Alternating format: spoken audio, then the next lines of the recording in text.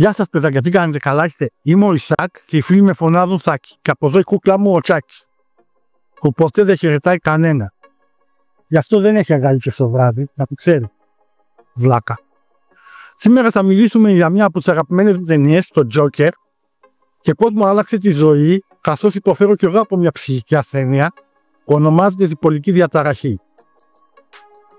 Το Joker είναι μια ταινία του 2019 στη σκηνοθεσία Todd Phillips με πρωταγωνιστή του Joaquin Phoenix. Και αφηγείται την ιστορία του 40χρονου Arthur Fleck που ακόμα μένει με τη μάνα του, την οποία βοηθάει. Ο Arthur Fleck ονειρεύεται να κάνει καριέρα σαν κωμικός, ενώ παράλληλα εργάζεται σαν κλόουν σε παιδικά πάρτι. Όμως, οι απανωτές οικονομικές δυσκολίες και η ασφυκτική πίεση από το κοινωνικό του περιβάλλον τον οδηγούν σταδιακά στην τρέλα και στην παράνοια. Λοιπόν, πριν ξεκινήσω, θα ήθελα να σας πω ότι μια ταινία την νιώσει κάποιος και την αγαπάει και την αισθάνεται μέσα στην ψυχή του, ανάλογα σε τι κατάσταση ψυχικά βρίσκεται εκείνη τη στιγμή που βλέπει την ταινία. Τι θέλω να πω με αυτό?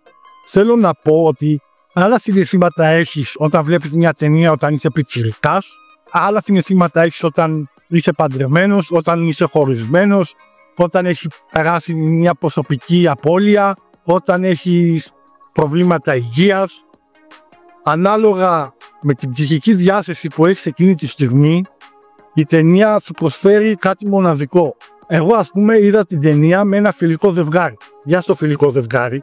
Και ήμουνα σε μια φάση που είχε περάσει 3 μήνες από τη θεραπεία που ξεκίνησα για τη διπολική διαταραχή. Είχα περάσει ένα πολύ βαρύ μανιοκαταστροφικό επεισόδιο. Γι' αυτό το θέμα έχω μιλήσει αναλυτικά στο βίντεο Διπολικός Εγώ, που το έχω βάλει σε link να το πατήσετε να το δείτε. Κάπου εδώ είναι. Ή εδώ ή από εδώ, δεν ξέρω πώς φαίνεται σε εσάς, γιατί είναι και γκάου. Θα να το δείτε αυτό το βίντεο γιατί παρέχει και χρήσιμες πληροφορίες για τη διπολική διαταραχή.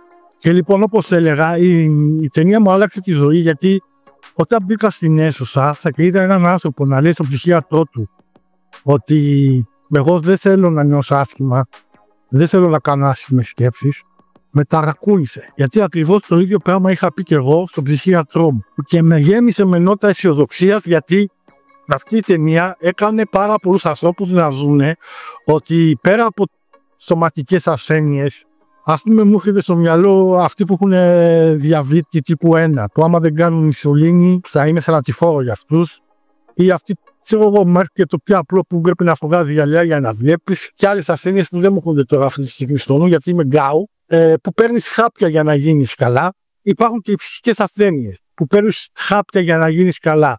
Με λίγα λόγια, έδειξε η ταινία με την τεράστια πίστη που είχε, γιατί έκανε τεράστια εμπορική επιτυχία σε όλο τον κόσμο, πώς υπάρχουν και οι ψυχικές ασθένειες, πώς υπάρχουν και οι ψυχικοί άρρωστοι ανθρώποι, πώς υπάρχουμε κι εμείς, πώς υπάρχω κι εγώ. Και όταν βγήκα από την αίθουσα, αυτή η ταινία μπήκε αμέσως στις καλύτερες μου ταινίες. Για να είμαι ειλικρινής, δεν ξέρω άμα θα μου άρεσε η ταινία άμα ήμουν σε μια άλλη φάση της ζωής μου. Δηλαδή, σκέφτομαι, θα μου άρεσε άμα δεν είχα διπολική διαταραχή, θα μου άρεσε, ας πούμε, άμα ήμουν πιτσιρικά, θα μου άρεσε άμα περίμενα δράση, άμα περίμενα τον Batman, θα μου άρεσε άμα πήγαινα να το δω τώρα. Μήπως εκείνη τη στιγμή ήταν ακριβώς η ώρα που έπρεπε να το δω. Δεν ξέρω. Αλλά ό,τι και να ήταν, ακόμα και να το βλέπα σε μια φάση ότι η ταινία αυτή δεν μου άρεσε, θα το παραδεχόμουν ότι είναι αριστούργημα. Γιατί εγώ ξεχωρίζω τις ταινίες που δεν μου αρέσουν από τις πραγματικά κακές ταινίες. Όταν είναι μια ταινία αριστούργημα και δεν μου αρέσει, δεν τη λέω κακή ταινία. Απλά λέω ότι δεν μου άρεσε. Και αφού λέμε για αριστούργημα, να σας πω εγώ τι θεωρώ αριστούργημα. Για μένα το αριστούργημα αλλάζει από τέχνη σε τέχνη. Άλλα κριτήρια έχω για ένα βιβλίο, άλλα κριτήρια έχω για ένα θεατρικό έργο, άλλα κριτήρια έχω για μια θεατρική παράσταση, άλλα κριτήρια έχω, ας πούμε, για ένα πίνακα ζωγραφικής. Έτσι πολύ απλά αλλάζουν οι διαδικασίες που χρειάζεται για να δημιουργηθεί αυτό το έργο τέχνης. Μια ταινία τη θεωρώ εγώ αριστούργημα όταν όλοι οι συντελεστές της ταινίας, όταν λέω όλοι, από το σκηνοθέτη, ηθοποιό, πρωταγωνιστή, συμπρωταγωνιστή, αυτός που γράφει το σενάριο, αυτός που φτιάχνει τα κοστούμια, τα φώτα, τη φωτογραφία, τους παραγωγούς, όλοι έχουν φτάσει σε ένα επίπεδο που δίνουν τον καλύτερο τους εαυτό, αλλά το πιο σημαντικό απ' όλα, να έχουν ένα κοινό όραμα. Συνειδητά ή υποσυνείδητα. Τι εννοώ τώρα με το υποσυνείδητα? Μερικές φορές η τέχνη, το δημιούργημα ξεπερνάει και το δημιουργό. Ο σκηνοθέτης Τότ Φίλιπς δεν είχε στο μυαλό του να κάνει μια ταινία για το στίγμα που υπάρχουν για τις ψυχικές ασθένειες. Εντάξει, δεν ήθελε να εξαλείψει το ταμπού που έχουμε για τις ψυχικές ασθένειες. Ήθελε να κάνει μια ταινία που να λέει ένα fuck you στο Hollywood που δεν τον άφησε να γυρίσει μια μη political correct κομμωδία. Τώρα αυτή η κομμωδία δεν ξέρω τι αστεία είχε, ποιες μειονότητες πρόσβαλε και τέτοια και το απορρίψανε. Αλλά το αποτέλεσμα είναι ότι ο Τότ Φίλιπς νευρίασε, βρήκε ανεξάρτητους παραγωγούς και χρηματοδότες και πήγε και γύρισε μια ταινία σχεδόν με μηδενικό κόστος. Όταν εννοώ μηδενικό κόστος, μπροστά σε αυτά που γυρνάνε το Hollywood που είναι 200 εκατομμύρια, αυτό το γύρισε με 40-50. Και αυτό φαίνεται και μέσα στην ταινία. Θα σας μιλήσω τώρα για μια σκηνή που υπάρχει μέσα στην ταινία που είναι πολύπλευρη. Έχει πολλαπλές αναγνώσεις. Όπως κάθε αριστούργημα που σέβεται τον εαυτό της, όλη η ταινία, αλλά ειδικά αυτή η σκηνή που θα σας περιγράψω σε λίγο, έχει πολλαπλές αναγνώσεις. Μιλάω για τη σκηνή που καλούν τον Άρθουρ Φλεκ σε μια ζωντανή εκπομπή που είναι σαν Tonight Show, όπως κάνει ο Τζίμι Φάλλον και ο Τζίμι Κίμελ και ο Αρναούτογλου σε εμάς. Τον καλούν εκεί μόνο και μόνο για να τον κοροϊδέψει ο παρουσιαστής, ο Μάρεϊ, που τον εσακώνει ο Ρόμπερτ Ντε Νίρο, γιατί το έχει καταλάβει ότι είναι ψυχικά ασθενή. Πώς κάνει η Ανίτα Πάνια που φωνάζει ανθρώπους που κάνει και ο Μάρεϊ? Φώναξε αυτόν για να τον κοροϊδέψει να ανεβεί τηλεθέαση. Όταν κάνει ο Άρθουρ Φλεκ, ντυμένος σαν Τζόκερ, αλλά δεν έχει γίνει Τζόκερ ακόμα, ένα ανάγνωστο αστείο, ένα χυζαίο αστείο. Και γυμνάει ο παρουσιαστής, ο Μάρεϊ, και του λέει: εμείς δεν κάνουμε τέτοια αστεία σε αυτή την εκπομπή. Αυτό δεν είναι αστείο, Άρθουρ. Και λέει: άρα εσείς αποφασίζετε τι είναι αστείο και τι δεν είναι αστείο. Εδώ φαίνεται ότι ο Τότ Φίλιπς, ούτε ένα φακιού, ένα άντε γαμηθείτε, εγώ γυρνάω την ταινία μου έτσι κι αλλιώς, εσείς θα πάτε να γαμηθείτε. Όμως, όπως σας είπα, αυτή η σκηνή έχει πολλαπλά νοήματα. Το άλλο νόημα που περνάει αυτή η σκηνή είναι ακριβώς για τις κοινωνικές ανισότητες, για τις ψυχικές διαταραχές. Βλέπουμε δύο ανθρώπους που αντιπροσωπεύουν τις δύο τάξεις της κοινωνίας, τους προνομιούχους και την ελίτ και τους φτωχούς και κοινωνικά απόκριους. Από τη μία, ο Άρθουρ αντιπροσωπεύει ένα λαό που έχει ξεσηκωθεί και είναι έξω από το στούντιο και σπάνε πράγματα και διαδηλώνουν, γιατί ο Τζόκερ Άσελα του ξεκίνησε ένα κίνημα όταν σκότωσε 3 ανθρώπους στο μετρό που ήταν και καλά οι οικονομιούχοι και οι λεφτάδες της Gotham City.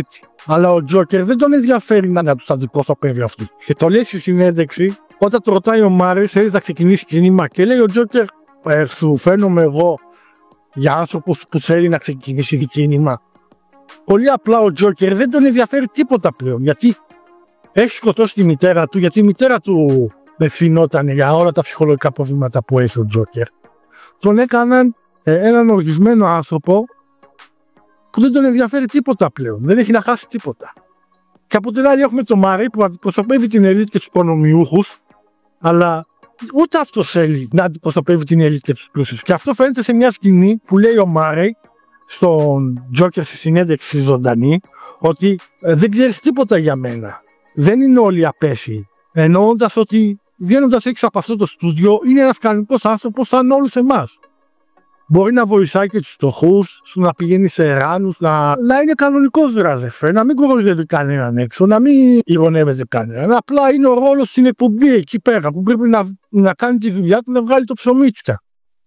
Και αυτή η σκηνή τελειώνει με τον Άρθουρ να πυροβολάει το Μάρεϊ στο κεφάλι.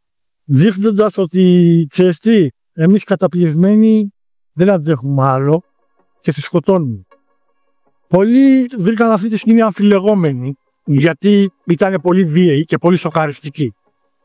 Αλλά ακόμα πιο πολλοί χαρήκανε για αυτήν τη σκηνή, γιατί επιτέλους είδανε τον Τζόκερ που ήταν στα κόμιξ ο κακός και επιτέλους θα τον γαμίσει όλους και θα ξεσηκωθεί. Όπως παιδιά, εγώ δεν είδα αυτό το πράγμα. Όταν τον πυροβόλησε, είδα την ήττα της κοινωνίας μας να μπορέσει να πάρει αυτόν τον άνθρωπο και να τον κάνει καλά. Γιατί αυτός ο άνθρωπος, ο Άρθουρ, ήθελε να γίνει καλά, δεν ήθελε να νιώσει άσχημα. Πήγαινε στο ψυχίατρο, το πάλευε, έπαιρνε τα χάπια, οι καταστάσεις και οι δυσκολίες της ζωής του τον φέρανε σε αυτό το σημείο.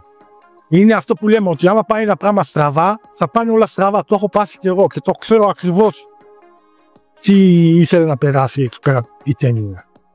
Είναι μια ήττα του Άρθ, δεν είναι μια νίκη. Άμα ήταν η νίκη, όταν μετά τον παίρνει η αστυνομία και τον βγάζει έξω με τις τροπές, τον βάζει στο περιπολικό και οι διαδηλωτές αναποδογυρίζουν το περιπολικό και τον ελευθερώνουν και σηκώνεται αυτός και χορεύει, έχει λυπητερή μουσική. Η χαρούμενη μουσική μπαίνει μετά, θα σου πω μετά, αλλά εκεί είχε λυπητερή μουσική. Γιατί είχε λυπητερή μουσική? Γιατί βλέπεις ότι ηττήσηκε, ο Άρθουρ ηττήθηκε, η κοινωνία ηττήθηκε. Δεν υπάρχει νίκη πουθενά. Μπορεί να δημιουργεί τον Τζόκερ, αλλά δεν υπάρχει νίκη. Και πριν κλείσω για τον Τζόκερ, θα ήθελα να επισημάνω 2 αρνητικά σχόλια που έχω ακούσει για την ταινία.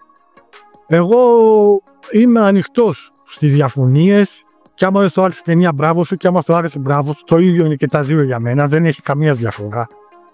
Αλλά όταν δεν σου αρέσει, και όταν σου αρέσει, θέλω να μου το πεις με επιχειρήματα γιατί.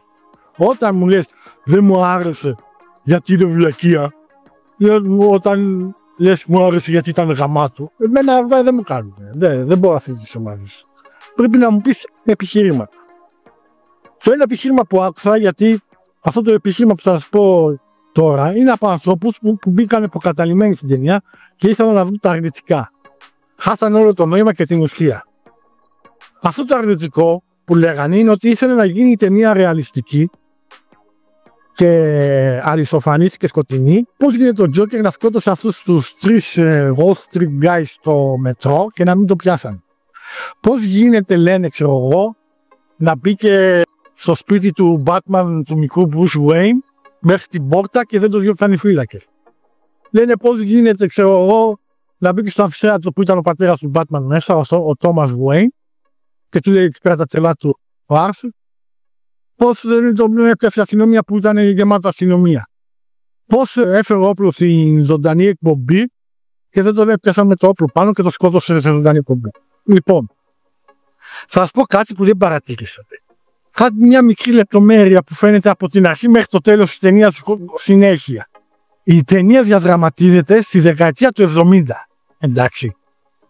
Αυτό σημαίνει ότι δεν υπήρχαν κινητά, κάμερες, μικρόφωνα, ο καθένας να έχει ένα κινητό συγκολότσιο και να τραβάει βίντεο με το παραμικρό. Οι κάμερες που υπήρχαν ήταν σάπιες με βιντεοκασέτες. Ήταν αναλογικές οι κάμερες που είχε. Δεν υπήρχαν περάσει κάτι στην ψηφιακή εποχή. Ήταν στη δεκαετία του 70, μιλάμε τώρα 40 χρόνια πίσω. Αυτή η μικρή λεπτομέρεια σας ξέφυγε. Και το άλλο επιχείρημα είναι, που άκουσα, που συμφωνώ με αυτό, καταλαβαίνω δηλαδή τι θέλουν να πούνε, είναι ότι δεν είδα τον Joker την εγκληματική ιδιοφυΐα που είναι στις ταινίες Dark Knight και στα comics και στα Batman που τα σχεδιάζει όλα και είναι πανούργος. Παιδιά, να σας πω κάτι, κατά τη γνώμη μου, ο Joker για μένα είναι πανούργος και εγκληματική ιδιοφυΐα ακριβώς για το λόγο που δείχνει η ταινία αυτή. Στο τέλος, και φτάνουμε εδώ και στο τέλος της ταινίας που θέλω να σας πω, που είναι μέσα στο ψυχιατρίο και σκοτώνει την ψυχίατρο και χορεύει και μπαίνει επιτέλους χαρούμενη μουσική και τελειώνει η ταινία, εκεί πέρα φαίνεται πεντακάθαρα ότι ο Τζόκερ δεν ενδιαφέρεται για κανένα. Δεν ενδιαφέρει τίποτα, δεν τον ενδιαφέρει άμα θα ζήσει, άμα θα πεθάνει, άμα θα τον έχουν κλεισμένο στο κλουβί μέσα για πάντα, φυλακισμένο, θα τον βασανίσουν, δεν τον ενδιαφέρει να γαμίσει, δεν τον ενδιαφέρει να φάει, καλό φαΐ. Δεν έχει τίποτα, δεν αγαπάει τίποτα. Γιατί σκότωσε την ίδια του τη μάνα, τους φίλους του, δεν τον ενδιαφέρει τίποτα πια. Και από εκεί για μένα προέρχεται η ιδιοφυΐα του. Γιατί όταν είσαι ένας τέτοιος άνθρωπος που δεν δίνει δεκάρα σε κανένα, μπορείς να κάνεις ό,τι θέλεις, είσαι ελεύθερος. Και όταν είσαι ελεύθερος να κάνεις ό,τι θέλεις, σκεφτείτε το λίγο. Μπείτε του στο μυαλό του μέσα. Μπορείς να σκαρφιστείς ακόμα και το πιο τέλειο κόλπο, γιατί δεν σε ενδιαφέρει άμα θα σε πιάσουν. Και κάνεις το πιο ρηψοκίνδυνο κόλπο. Μπορείς να βγεις έξω το βράδυ σπιτός 5 ανθρώπους και να μπεις μέσα. Δεν έχεις μότιβο, δεν έχεις κίνητρο, δεν έχεις τίποτα να συνδέει με τον δολοφόνο. Δεν θα σε πιάσουν ποτέ. Είναι ψυχοπαθής, τελείωσε. Εκεί πέρα είναι ο Τζόκερ που θέλετε εσείς. Στο τέλος της ταινίας, στην τελευταία σκηνή. Και θέλω να πω κλείνοντας ότι στο τέλος που χορεύει ο Τζόκερ και είναι χαρούμενος, αυτό σε καμία περίπτωση δεν πάει να πει ότι είναι καλό τέλος. Γιατί ο Τζόκερ μπορούσε να αποφύγει να γίνει αυτό το τέρας. Απλά χρειαζόταν βοήθεια, υποστήριξη από το κοινωνικό του περιβάλλον, από τους φίλους του και από το κράτος. Και δεν τα βρήκε πουθενά. Όχι μόνο δεν τα βρήκε πουθενά, ήταν και οι ίδιοι υπέτειοι για τα ψυχολογικά προβλήματα που είχε. Αυτό να κράτησε από την ταινία, ότι αυτοί οι άνθρωποι υπάρχουν εκεί έξω και θέλουν βοήθεια. Λοιπόν, αυτό ήταν το βίντεο, ήταν βαρύ θέμα γιατί το Joker είναι βαριά ταινία. Πείτε μου στα σχόλια άμα σας άρεσε και εσάς, άμα δεν σας άρεσε, θα απαντήσω σε όλους σας. Και μην ξεχάσετε να κάνετε like άμα σας άρεσε το βίντεο. Όσοι είστε καινούριοι στο κανάλι μου, να κάνετε μια εγγραφή και να χτυπήσετε και το καμπανάκι δίπλα για να σας έχουν τις ειδοποιήσεις από τα καινούργια μου βίντεο, γιατί θέλω να ανεβάζω συχνά βίντεο και δεν μπορώ, δυσκολεύομαι λόγω οικονομικής κατάστασης, θέσεις χώρου, ίντερνετ κτλ. Δεν θέλω να μικρινιάξω πάλι. Και για όσους τους άρεσε πάρα πολύ το βίντεο αυτό, λέμε τώρα, είμαι ακόμα στα πρώτα βήματα, έχω κάνει λάθη, το ξέρω, να το κάνουν μια κοινοποίηση στα social media. Και τέλος, όσοι νιώθουν γενναιόδωρο και τους περισσότερους ένα λεφτό, έχω PayPal στην περιγραφή, θα με βοηθούσε πάρα πολύ. Το ξέρω ότι είναι δύσκολες καταστάσεις, αλλά και €1 ακόμα εμένα τουλάχιστον με βοηθάει. Αυτά ήθελα να σας πω, από μένα και το Τσάκι, να είστε πάντα υγιείς και ευτυχισμένοι.